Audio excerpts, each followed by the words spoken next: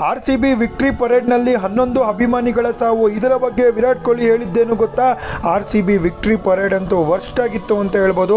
Actually ಬೇಕಾಗಿರಲಿಲ್ಲ. ಅಭಿಮಾನಿಗಳು ಇಷ್ಟೆಲ್ಲ ಜನ ಬರ್ತಾರೆ ಅಂತ ಎಲ್ಲರಿಗೂ ಕೂಡ ಗೊತ್ತಿತ್ತು. ಆದರೆ RCB ಮ್ಯಾನೇಜ್ಮೆಂಟು ನಮ್ಮ ಸರ್ಕಾರ ಕರೆಕ್ಟಾಗಿ ಪ್ಲ್ಯಾನ್ ಮಾಡಿಲ್ಲ. ಅಭಿಮಾನಿಗಳು ಸಾವಾಗಿದ್ದಾರೆ, ಸ್ಟ್ಯಾಂಪೇಡ್ ಆಗಿದ್ದಾರೆ ಅಂತ ಹೇಳ್ಬೋದು. ಇದರ ಬಗ್ಗೆ RCB ತಂಡ ಕೂಡ ವಿರಾಟ್ ಕೊಹ್ಲಿ ಕೂಡ ಮಾತಾಡಿದ್ದಾರೆ. Virat Kohli at a loss of words absolutely gutted ಅಂತ ಹೇಳಿದ್ದಾರೆ. ವಿರಾಟ್ ಕೊಹ್ಲಿಗೆ ಸಖತ್ ಬೇಜಾರಾಗಿದೆ. RCB ಮ್ಯಾನೇಜ್ಮೆಂಟು ಕರೆಕ್ಟಾಗಿ ನೋಡಿಕೊಂಡು ಮಾಡಬೇಕಾಗಿತ್ತು. ಸೇಫ್ಟಿ ಸೆಕ್ಯೂರಿಟಿ ಇಂಪಾರ್ಟೆಂಟ್ ಆಗಿತ್ತು ಅಭಿಮಾನಿಗಳಿಗೆ. ಅಭಿಮಾನಿಗಳು ಸಾವಾಗಿದ್ದಾರೆ ಅಂತ ಹೇಳ್ಬೋದು.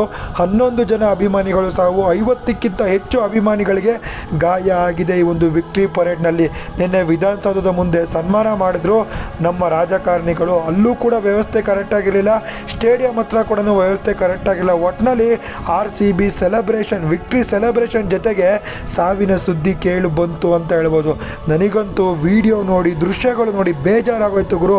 ವಿಕ್ಟ್ರಿ ಸೆಲೆಬ್ರೇಷನ್ ಮಾಡಬಾರ್ದಾಗಿತ್ತು, ಮಾಡಿದ್ರು ದುರಂತ ಆಯಿತು ಗುರು. ಇದು ವಿಕ್ಟ್ರಿ ಸೆಲೆಬ್ರೇಷನ್ ಅಲ್ಲ, RCB ಅಭಿಮಾನಿಗಳ ದುರಂತ ಅಂತ ಹೇಳ್ಬೋದು. ವರ್ಸ್ಟ್ ಮ್ಯಾನೇಜ್ಮೆಂಟು, ವರ್ಸ್ಟ್ ಸರ್ಕಾರ, ಸೆಕ್ಯೂರಿಟಿ ಇಲ್ಲ, ಸೇಫ್ಟಿ ಇಲ್ಲ. ಯಾಕೆ ಬೇಕಾಗಿತ್ತು ಗುರು ಸೆಲೆಬ್ರೇಷನ್ನು?